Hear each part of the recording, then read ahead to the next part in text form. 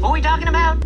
What's up, True Feelings family, and happy Memorial Day weekend to all those, and thank you for all of you who served this country. And before we go on, if you have a child, a grandchild, a great-grandchild graduating from high school, middle school, preschool, congratulations to your children, grandchildren, and grandchildren. That's where the hell I was all week, y'all. My granddaughter graduated from Spring Valley High School in Vegas, so you know we had a ball up in Vegas. I started to take my laptop up there and do a little shit up there, but I decided, you know what, no, it's family time. So I had a ball, but I'm back. Hope you're back with me. Let's get busy. Now we're gonna start with Shante. Listen, I didn't know that girl was Shante until a friend said Shante. Somebody said Shante. I said, I've been calling this girl Shante the whole damn time. But we're going to start with Shante and True, because they came up with some new information so we could put Ayana's tragic ass to the side for a minute and start with somebody new in the beginning. Shante is on her way to visit Mama, meet Mama, and the sister, and I think for the first time. But what we find out during this episode is that he and his mom, True and his mom, they just started speaking about 6 months ago. Now the story is, when his ass got in trouble, his mama and his sister was a character witness for the other people and told the other people to testify against her damn son because he ain't gonna do shit, ain't gonna be shit, but keep doing the same shit over and over again.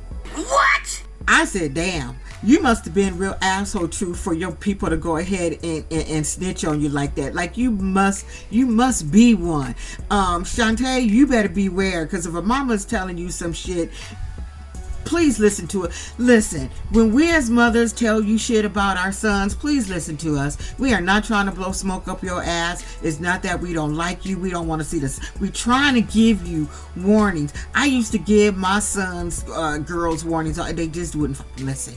And then when some shit went off, they want to start calling me and shit. It's like I tried to tell you about them before you got all involved, but you did want to listen. Now, True saying he changed. And he asked God for forgiveness. And he actually forgave his sister and his mama for snitching on him. I said, why are you... Listen, you in there because you did some shit, sir. Had you not did some wrong shit, you wouldn't be in prison. And I'm sorry. Sometimes we got to let people know what our kids are doing in order to save their life. Sometimes snitching on you keep people from lighting your ass up, if you guys know what I mean. And the best place for your punk ass would be in prison. That's just me coming from a mother's perspective with a son in prison and shit. Like, I don't know if I would ever snitch on my son, depending on what he did. Depending on what he did would determine whether I would snitch on my son, and that is the honest truth. So True decided when she get there, he tries to give a call with Mama and Shante sitting there, and she heard his ass off the phone. He wanted to sit there and see what Mama was gonna read her ass on. He really just wanted to be a nosy ass. That's all he was calling for. Now, Mama want to know, you done been with this boy for 2 years. For 2 years, at what point did you not want to go visit him? In a whole damn 2 years you been with him. But you sit here telling me you engaged to this man, you gonna marry this man. But yet, in the 2 years you guys been together, you ain't went to visit this boy. So Shantae's answer to that was she just didn't feel comfortable, and she ain't gonna tell her why she didn't want to go. She just didn't want to go. So I don't know. That's the same thing to me, Shante. Why you gonna get engaged to somebody, move your whole life, move your whole family, but not visit them? The shit ain't computing to me either. And Shante was concerned about the sister because according to True, the sister and Shante, they got the same little personality and shit. So they thought they was going to butt heads, but they did not butt heads as much as he thought they would. They're asking honest damn questions. So True calls because she tells them, I'm sorry, let me back up. She tells the mama and the sister that True is going to move in with her when he get out of prison. Now Mama's like, that is not the shit that he told me. He didn't tell me he was moving in with you. Like, she didn't know any of this. She's all perplexed because she's sitting there getting the whole ass room together for his punk ass, but he's supposed to be moving with her. So the little asshole he calls, and when she brings it up, he gonna say he didn't say that shit. He did not say that, and he was coming with her at all. That is not what he said. And she's sitting there like, wait a minute, I know I'm not. Like, wait a minute. She's like, now we're gonna have to have a conversation when we get back on our own, and I need to talk to True about some shit, because all of a sudden he got me looking stupid here trying to backpedal. pussy pop. When and Shante, can't nobody make you look stupid. You made yourself look stupid and weak on your own by doing the ignorant ass shit that you did, moving your kids up somewhere, ain't met the boy before in real life. Like you no one can make you look any goofier than what you made your own self look. Like, seriously, True can't do that. You've already done that to your damn self. Would you guys agree in the comments? Would you agree that she's already made herself like a damn fool by herself? She didn't need no help from True, mama, sister, nobody. All on your own, boo-boo. All on all. You can take that. We go take that, and give it to you. So sis said, this is some off the wall shit. You know I'm just adding words in like I do. This some off the wall shit. He don't even like you. He like white girls. He ain't never had a black girl before. You not even his type. This is his type right here. But you not it, boo boo. You not it. So she said it's first time for everything. It's like, no, it's the first time your ass gonna get used. That's what you gonna do, girl. You gonna get used. Because mama said, baby, you don't think the boy is using you. She trying to tell you something, sweetie. She's really trying to tell you something. The boy is using you. Because my money a little bit is on him having a whole nother female when he get ready to get released. That's just what I'm thinking. I don't know. We shall see. I hope he don't burn her ass like that, but I just got a feeling he ain't a no good dude, and that's what something ain't gonna go right for you, girlfriend. Okay, we don't have to spend too much time on Ayana's goofy ass because she going through the same thing she was going through last week. Here she is having a whole tizzy fit because she only got to spend 30 minutes of a visit with this dude. 30 minutes of a visit, and she's out here having a complete ass breakdown when you should have took that 30 minutes to be with your kids. You should have took that 2-hour drive or hour drive to go visit this fool with your kids. Your last girl, please, your priorities are funky, because I could tell you right now, 15 days is going to be too long for him to wait for your ass when he used to talking to a broad every day. You think he gonna not talk to somebody else? He ain't gonna be waiting on your damn letters, boo-boo. He's not, and he's not gonna wait for you. Like I said, he probably gonna talk to the old fool that he was with before, and she probably gonna go for it, thinking she being petty with you, although she's just gonna be looking like a whole petty ass fool. If that is the way it's gonna go. But girl, your shit is wrong. You the way you acting, and your friend is trying to tell you. Your friend is trying to tell you something, but you don't wanna listen. She said it. Effa, you set the tone. You set the tone for why the judge treated you the way she treated you, because you act like for some reason that listen, I bet you if you ask her little boy right now, is it against the law to drink and drive or smoke high? I bet you he know the right answer. I bet you that little boy know the right damn answer, but the mama don't. The mama don't, because the little boy looks smarter than... I bet you the boy know the right answer. Hell, that little baby that's waddling around with her cute ass, I would have just pick her up and squeeze her. She'd probably know the damn answer. Now, what really pissed me off, and she's sitting there talking to the producers, just so devastated that she only got to spend 30 minutes with her, with her little old fool ass boyfriend Jamal. And she gonna say, I'm just over it. I just want to go to jail. I just want to go to jail. So you just want to go to jail to be away from your kids. You that devastated that you only got a 30-minute visit for a man that's not gonna even wait 30 minutes after you your ass locked up the next day. Ayana, you whole ass fool. And please, I hope this is just for show. I really do. Because if not, I feel sorry for your babies. But probably not your son. Your son is probably in good care. He's not going to miss you as much as your daughter is, who's been with you every day, I think. Your son probably won't have a problem with the 15 days. But 15 days to a kid is a fucking lifetime, boo-boo. But here you are crying over a 30-minute bitch. Okay, let me go. I feel so bad for Joey.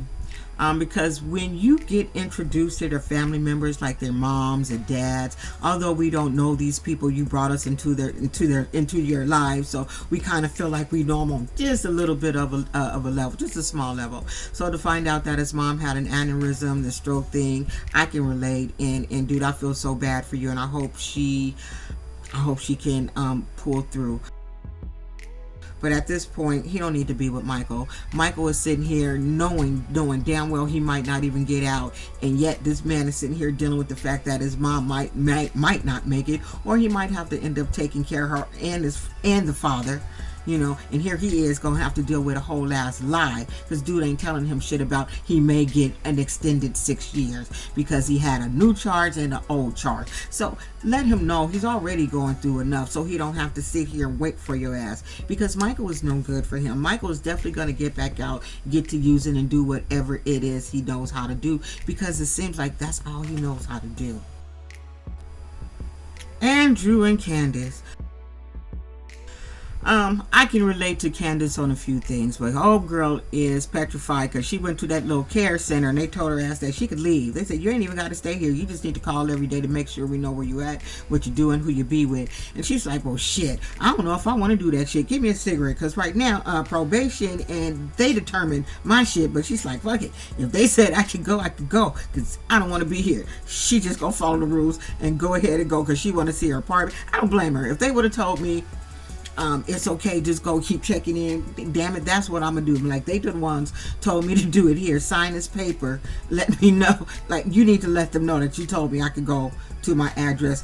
Here's my damn address. I would have been smoking cigarettes too and kind of on edge, because I definitely wouldn't want to go back. So she get to her little apartment and she's so impressed with the apartment. She's looking around and happy that there's furniture in it, there's cake in the refrigerator and all. And you know, she told him that she would be comfortable with him sleeping in the bed as long as they, you know, kind of split up the shit. But here's the thing, Andrew, for me. You heard me last week kind of giving him his praises for kind of being gentle with her feelings, wanting to back away. But, sir, you should have just went and slept on the couch. You know that girl ain't slept with a man in I don't know how long. Regardless of whether she was comfortable with it or not, you should have took your punk ass and went on that damn couch, Andrew. That's what you should have did. She is focused on trying to get a relationship with her 11-year-old son. She said she ain't been in that little boy's life since he's been 3, because she's been on drugs, going back and forth, and that is her demon, and that is what she deals with, and that's the shit that kept her going back out, getting high. I can relate to that. I actually know what she's talking about, how you just keep failing and you keep using, and next thing you know, your fucking kids are damn near teenagers, and you feel even worse, and now you're trying to figure out how you're gonna get into this kid's life who's damn near a teenager. It's a lot. And right now he's dealing with a broken chick, so he better be patient with this broken chick, because she is broken. But what she's telling him is how she's feeling, what she's going through. So if he's gonna accept it, he needs to accept it, because she's put it right out there on the line. She's actually ready for his ass to go back in 6 days, so she ain't got to deal with his damn emotions. But you wouldn't have to deal with his emotions if you didn't need him. You could have just went to the halfway house, tried to get a job, go to career center, do something, instead of needing him. You need him. That's why you with him. And you really don't have to be. That was your choice. So I hope you can deal with everything she hasn't dealt with. Like she said, she lost her mom, and through losing her mom, she was using. So she's got all these emotions that she's dealing with sober now. And I've been there. You get high to cover up all the shit that hurt you, but once you get sober, then you got to take a hard look at yourself, and all that shit that you were trying to cover up with them drugs, they all come swimming back into your head, and you're going to have to look at yourself and go, fuck. And you're not going to like some of the things you discover in yourself, but you're going to be better for it once you deal with the shit. But they gotta stop using people, or you're still gonna fail if you're using people to get what you need out of life. Like I said, been there. Rick and Samantha. Rick, I think you're making a big mistake being pressured into marrying this lady. I really do. Just because you think you know her, you don't know her. Just because you've known each other for a long time, you've never lived with her. You don't know her behaviors. You don't know her habits. You don't know any of that. And you don't know why she was married 4 times and divorced 4 times. You might want to find some of that shit out, because you're going to be the 5th one. Something ain't right for her to keep getting married all this damn time. And just because you guys found each other, you need to get to know her a little bit before you run your ass up there getting married to this girl. I really think I don't think it's a good idea. So now he's flying up there to where she's at, so he can give her a ring and propose to her and get married. So he didn't want to get an Uber. He didn't want to get rent a car. So he called a guy that he knew, and his name is Ricardo. Guess he was his Uber driver the last time he was up there. He sure had this big smile on his face. Did he look like he was ready for the cameras? He looked so excited to be on TV. So he lets Ricardo know what he about to do, that he done proposed to this woman and he about to get married to her. And he wanted to go get her a ring. So Mr. Ricardo's like, man, I got the spot to go to. We gonna go to this damn pawn shop. It's a hot spot. We gonna go to the pawn shop. So he took his ass to the pawn shop and he found a ring for $90.08 or 68 cents. He bought her a little ring because you can't have nothing expensive. So he got her a little ring. But the shit was funny when he took her to the store. He took him to a store. She wanted some vitamins. She gave him a whole ass list, child. This whole ass list of shit that cost $496, I think, and 8 cents of vitamins.